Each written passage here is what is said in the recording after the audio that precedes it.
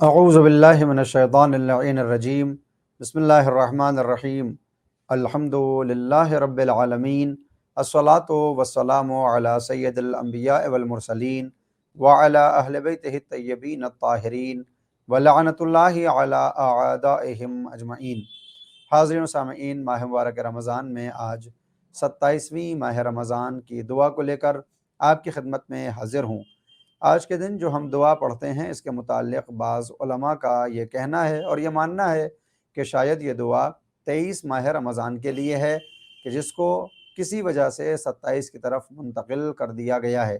کیونکہ آج کی دعا میں شب قدر کا تذکرہ ہے، جبکہ علماء اہل تشیع کا اتفاق ہے کہ شب قدر شب 19، شب 21 اور سب سے زیادہ مستند و معتبر شب 23 میں ہی واقع ہے۔ اس کے باوجود بھی ہمارے بعض علماء یہ فرماتے ہیں کہ آخری عشرے کی تمام طاق راتوں میں کوئی ایک رات شب قدر ہے کہ جس کے بعد شب 27 کو بھی اس میں شامل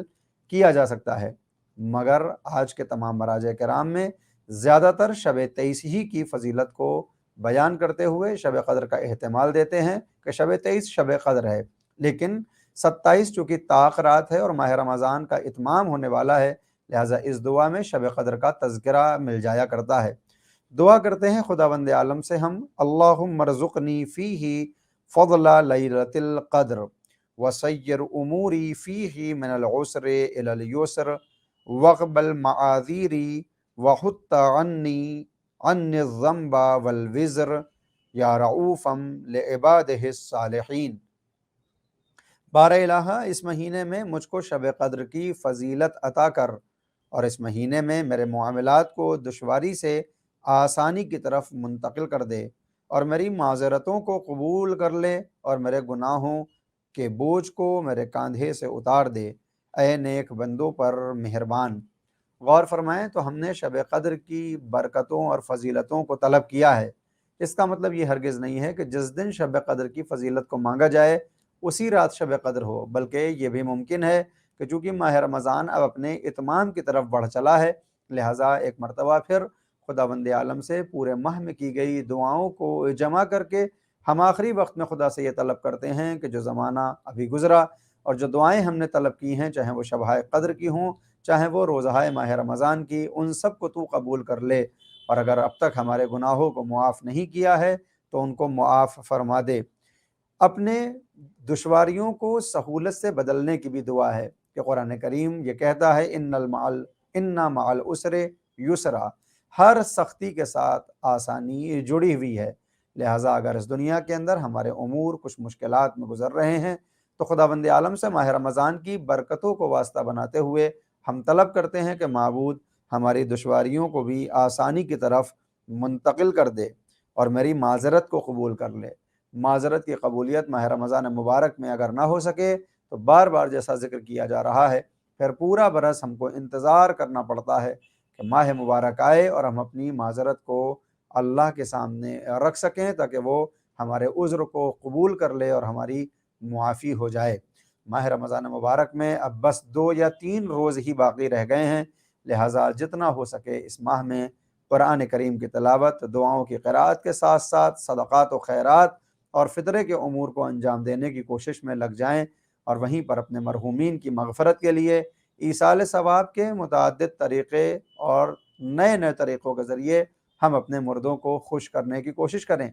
مولا الموحدین امیر المومنین علی بن ابی طالب علیہ السلام کا فرمانا ہے اور آپ کا یہ فرمان ہے کہ اپنے مردوں کی طرف ہدیہ بھیجا کرو۔ کسی نے پوچھا کہ ہمارے مردوں کا ہدیہ کیا ہے، تو آپ نے فرمایا کہ نیک کام اور نیک افعال و اعمال کہ جو ان کی نیت سے تم انجام دو، یہی ان کے لیے ہدیہ بن جایا کرتے ہیں۔ یعنی جب کوئی نیک عمل ہم اپنے مرحومین کی طرف سے اس دنیا میں انجام دیں گے تو خداوند عالم نہ صرف یہ کہ ثواب ہم کو عطا کرے گا بلکہ ان کو بھی وہی ثواب ملنے والا ہے جو ہمارے حق میں خداوند عالم نے طے کر رکھا ہے۔ لہٰذا آج جو ماہ مبارک رمضان کا آخری جمعہ بھی ہے اور روز 27 میں ماہ رمضان مبارک بھی ہے،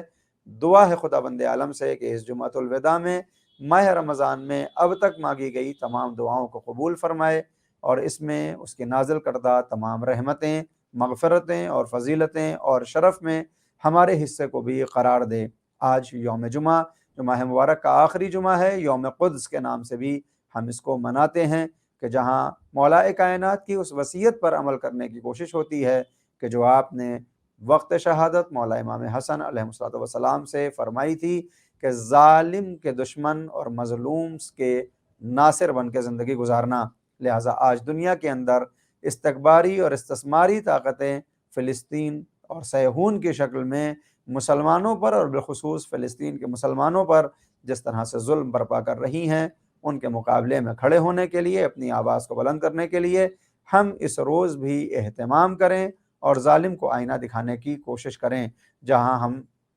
آج آخری جمعے میں صہیونی اور یہودی جیسی سازش کرنے والی قوموں کے خلاف کھڑے ہوتے ہیں، اسی طرح سے انشاءاللہ ماہ شوال کی ہشتم یعنی 8ویں شوال کو ہم ایک اور ظالم اور جابر حکومت جو یہودیوں سے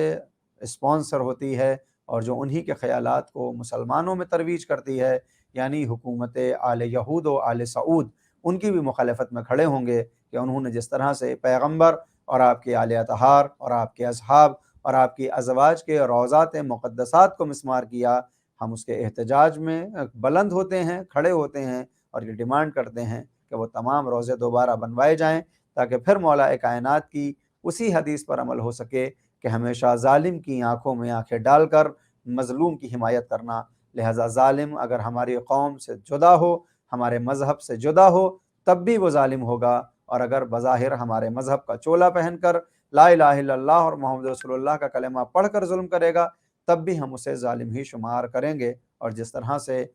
اسرائیل اور صہیونیوں کی مخالفت کرتے ہیں، ویسے ہی ان یہودی اور سعودیوں کی کہ جو آل محمد علیہ السلام کے روضات کو مسمار کرنے والی ہیں، ان کی بھی مخالفت کرتے ہیں اور کرتے رہیں گے، اس دعا کے ساتھ کہ امام زمان کے ظہور میں خداوند عالم تعجیل فرمائے، تاکہ وہ منتقم خون حسین جہاں ایک طرف سرکار سید الشہداء کے قاتلوں سے انتقام لے، وہیں دوسری طرف ایسی ظالم اور جابر حکومتوں کو بھی نیست و نابود کرے، اور اس دولت کریمہ کو ہم اپنی آنکھوں سے دیکھیں کہ جس کا انتظار آدم سے لے کر خاتم تک، اور خاتم سے لے کر آج تک، اور آج سے لے کر ظہور تک جاری ہے۔ خداوند عالم سے دعا ہے ماہ مبارک رمضان بالخصوص اس آخری جمعے میں ہمارے تمام گناہوں کو معاف فرما، ہمارے مرحومین کی مغفرت اور ان کے درجات کو بلند فرما، اور ایک بار پھر ہمیں اتنی زندگی اور اتنی حیات اور اتنی صحت دے کہ اگلے برس پھر ہم ماہ رمضان مبارک میں اسی طرح سے اپنی عبادات اور اطاعات کو انجام دیں، اور ایک بار پھر روز جمعۃ الوداع ہماری قسمت میں آئے، تاکہ پھر ہم ظالم کی نگاہوں میں آنکھوں میں آنکھیں ڈال کر مظلوم کا ساتھ دینے کے لیے اٹھ کھڑے ہوں۔ میں اپنی بات کو یہیں پر ختم کرتا ہوں، انشاءاللہ کل پھر ملاقات ہوگی۔ خدا حافظ وآخر دعوانا ان الحمدللہ رب العالمین، والسلام علیکم ورحمۃ اللہ وبرکاتہ۔